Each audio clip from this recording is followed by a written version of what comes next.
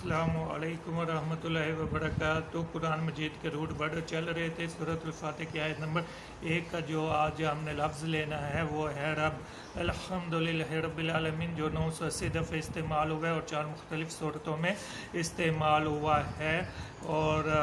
اس آیت میں جو استعمال ہوا ہے لفظ وہ ہے، جس صورت میں استعمال ہوا ہے وہ ہے رب کی صورت میں، اور 975 دفعہ استعمال ہوا ہے، اور اس کا مطلب بنتا ہے لارڈ سسٹینر، پروردگار پالنے والا۔ اور امام صاحب کے مطابق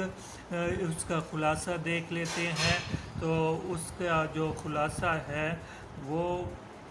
ہے جی، اس کا مطلب ہوتا ہے تربیت کرنا، اور تربیت کرنے سے یہ مراد ہوتا ہے کہ کسی کو شروع سے تربیت کر کے اس کو وجہ کمال تک پہنچانا، سربراہ ہونا، سردار ہونا، حکمرانی کرنا، اور پھر یہ صرف اللہ کے لیے بھی استعمال ہوتا ہے، اور اضافت کے ساتھ اللہ اور وہ غیر اللہ کے لیے بھی استعمال ہوتا ہے۔